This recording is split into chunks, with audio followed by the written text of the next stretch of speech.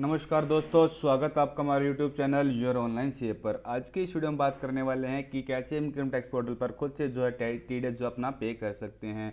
उससे पहले मैं बता दूं, टीडीएस पे करने से पहले आपको क्या क्या चीज़ें अपने पास वहाँ पे रखनी है। जैसे आप जितना भी आपके पास टीडीएस का अमाउंट है, किस किस सेक्शन में अपने पे करना है, तो आपको एक एक्सेल में अपने पास वहाँ लिस्ट बना लेनी है सेक्शन वाइज, कितना आपका टैक्स अमाउंट है, कितना इंटरेस्ट है। तो इस तरीके से आपको पूरी डिटेल अपने पास वहाँ पे रख लेनी है और उसके बाद फिर आपको सेक्शन वाइज पे करना है। मैं आपको किसी एक सेक्शन में पे करूँगा, आप आसान पे करके यहाँ पे दिखाने वाला हूँ। तो इसके बाद आप खुद से जो इनकम टैक्स पोर्टल पे किसी भी सेक्शन में जो अपना टीडीएस यहाँ पे डिपॉजिट कर सकते हैं। तो इसके लिए सबसे पहले क्या करना है, आपको इनकम टैक्स पोर्टल पे अपने लॉगिन कर लेना है। लॉगिन किससे करना है, आपको 10 से करना है। यहाँ पे 10 नंबर से जो आपका लॉगिन है उससे अपने पे लॉगिन कर लेना है। लॉगिन करने के बाद आपको क्या करना है, सिंपल आपको ई फाइल के अंदर आना है। ई फाइल के अंदर आपको ऑप्शन मिल जाएगा आपका ई पे टैक्स का। जैसे ही पे टैक्स आपका ऑप्शन मिलेगा, उसके बाद आपको ऑप्शन मिल जाने वाला है आपको जो नई पेमेंट करने के लिए, न्यू पेमेंट पे आपको सिंपल क्लिक करना है। आपको मैं बताता हूँ 4 टैब भी किस लिए होते हैं। जैसे फॉर एग्जांपल पहला जो टैब आपका सेव ड्राफ्ट का है। सेव ड्राफ्ट के अंदर जो भी आपने चालान यहाँ पे डिपॉजिट करना होगा, आपने सेव ड्राफ्ट करके छोड़ दिया, बाद में आपको उसमें कुछ एडिट करना है, तो यहाँ से इसको आप सेव ड्राफ्ट वाले को खोल के ओपन करके भी इसे दोबारा कर सकते हैं। तो हम दूसरा बात करें, यहाँ पे आता है आपका जनरेट चालान का। जो भी जनरेट चालान है वो सारे जनरेटेड चालान आपके यहाँ पे आ जाने वाले हैं। उसके बाद पेमेंट हिस्ट्री, जो भी आपने पेमेंट की हुई है अपने चालानों की, यहाँ पे सारी जो पेमेंट हिस्ट्री है वहाँ पे आपकी आ जाएगी। जितनी भी आपने ऑनलाइन चालान पे किए आज तक, तो अपनी सारी जो पेमेंट हिस्ट्री से हम वहाँ से डिटेल निकाल सकते हैं। अब बात करें उसके बाद लास्ट ऑप्शन था चालान स्टेटस इंक्वायरी सीएसआई फाइल। इसके अंदर जब टीडीएस रिटर्न फाइल करते हैं, इसके लिए जो आपकी सीएसआई फाइल वहाँ पे अटैच होती है, उसके लिए काम आती है। वहाँ पे अटैच करने के लिए यहाँ से आप इनकम टैक्स पोर्टल से यहाँ पे सीएसआई फाइल जो है डाउनलोड कर सकते हैं।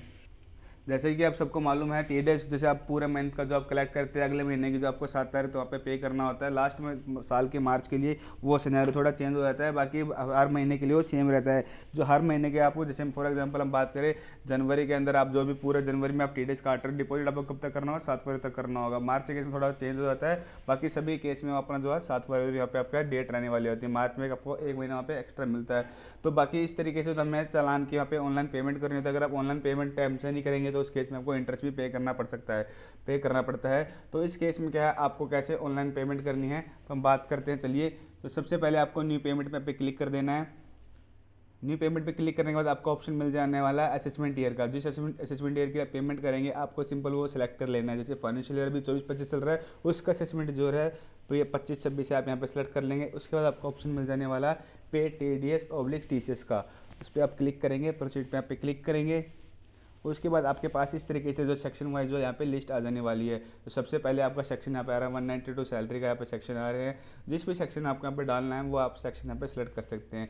जैसे मैं बात करूँ यहाँ पे, जैसे मैंने यहाँ पे मैं प्रोफेशनल का डालता हूँ, मैं प्रोफेशनल सर्विस का मेरे को जमा करना है। तो इस तरीके से मैंने प्रोफेशन यहाँ पे लिख देंगे आप, तब भी आपका सेलेक्ट यहाँ पे होके आ जाएगा। जैसे 194 जे मेरा यहाँ पे आ चुका है। अगर आप बात करें सेक्शन वाइज सेलेक्ट करना है आपको, तो फिल्टर पे सेलेक्ट करके आपको सेक्शन यहाँ पे डाल देना है। सेक्शन डालने के बाद आपको कोड मिल जाएगा। लास्ट के जो वर्ड होते हैं, जैसे आप देख सकते हैं ये कोड आ रहे हैं। जैसे हम बात करें 194 जे है अपना, ये 194 जे सेक्शन है, कोड 94 जे है। इस तरीके से अगर फिल्टर आप लगाएंगे तो फिल्टर लगा के भी आप यहाँ पे सर्च कर सकते हैं।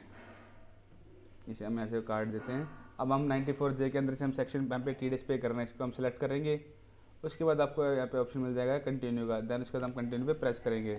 कंटिन्यू प्रेस करने के बाद आपको 2 ऑप्शन यहाँ पे और मिलेंगे आपको, अदर देन कंपनी डायरेक्टरी और कंपनी डायरेक्टरी। अब बात करें अगली वाली पार्टी जिसका हम टीडीएस डिपॉजिट कर रही है वो कंपनी डायरेक्टरी है, तो इस केस में क्या है, आपको कंपनी डायरेक्टरी सेलेक्ट करना है। अगर वो अदर देन कंपनी डायरेक्टरी है, अगर कंपनी नहीं है उसका स्टेटस, तो उसके केस में क्या करना है, अदर देन कंपनी पे सिलेक्ट करना है। जैसे हमारे केस में अगली जिसका हम टीडीएस डिपॉजिट कर रहे हैं वो सामने वाली पार्टी जो कंपनी का केस का जमा कर रहे हैं, तो इस केस में हमने कंपनी पे सिलेक्ट कर लिया है। अब बात करें टैक्स की, जितना आप टैक्स डिपॉजिट करेंगे वो टैक्स आप इसके हेड में आप डाल देंगे। जैसे हम बात करते हैं, मैं यहाँ पे 5,000 रुपये जब डिपॉजिट कर रहा हूँ, उसका टैक्स जो हमने टीडीएस काटा है, यानी कि फॉर एग्जांपल 10% का टीडीएस काटना था, 50,000 का बिल था, टैक्सेबल वैल्यू उस पर 10% 5,000 जाएगा, तो टैक्स अमाउंट मेरा 5,000 जाएगा। अगर मैं लेट जमा कर रहा हूँ तो उस पर पेनल्ट, यहाँ पे जो इंटरेस्ट लगने वाला इंटरेस्ट आप डाल देंगे। मेरे केस में से कोई इंटरेस्ट नहीं है तो यहाँ पे कोई इंटरेस्ट मैं जमा नहीं कर रहा हूँ। अगर यहाँ पे इंटरेस्ट होता है, जो भी मान लो फॉर एग्जांपल आपका 100 रुपये 200 रुपये जो भी इंटरेस्ट आ रहा है कैलकुलेट करने के बाद, वो आप इंटरेस्ट यहाँ पे डाल सकते हैं। जैसे इस तरीके देखिए टोटल आपके हो जाने वाला सरचार्ज सैस, अगर उसमें जिस भी हिसाब से आपको चलाना है डिटेल आपको ऐड करनी है, जो अमाउंट यहाँ पे ऐड कर सकते हैं।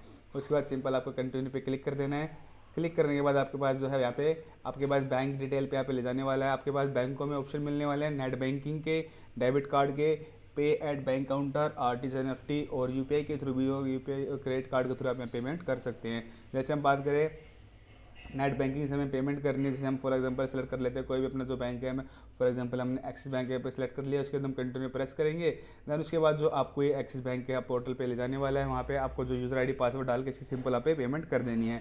पेमेंट करने के बाद आपको वही ऑप्शन आपको मिल जाने वाला है चालान डाउनलोड का, वहाँ से आप चालान डाउनलोड भी कर सकते हैं। अगर इन केस अगर चालान आप डाउनलोड नहीं कर पा रहे तो आप दोबारा खुद से डाउनलोड कर सकते हैं। मैंने आपको जैसे बताया कि आपका डाउनलोड कैसे करेंगे, आपको ई फाइल में आना है, यहाँ पे ई फाइल में जाएंगे, आप ई पे टैक्स के अंदर जाएंगे, उसके बाद आपको ऑप्शन मिल जाने वाला है यहाँ पे ये पेमेंट हिस्ट्री का। जैसे ही पेमेंट हिस्ट्री पे देखेंगे आप, वहाँ पे आप देखिए सेव ड्राफ्ट का, जैसे मैंने बताया ड्राफ्ट सेव हो रखा है, तो ये ड्राफ्ट सेव हो के आ गया। पेमेंट हिस्ट्री में बात करें, जो जितने भी आपने पेमेंट हिस्ट्री में पे चालान आप पे किए हुए हैं पे, उस तरीके से यहाँ पे आपको ऑप्शन मिल जाने वाला है। आपको यहाँ पे 3 बिंदु पे क्लिक करना है लास्ट के डॉट्स पे, और डाउनलोड पे क्लिक करके आप इसको चालान को ऐसे डाउनलोड भी कर सकते हैं।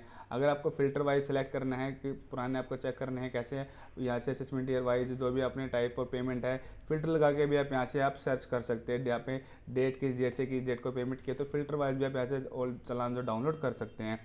तो फ्रेंड्स इस तरीके से आप, जैसे मैंने आपको CSV फाइल भी डाउनलोड कर सकते हैं। CSV फाइल आपकी TDS रिटर्न फाइल करने के लिए काम आती है।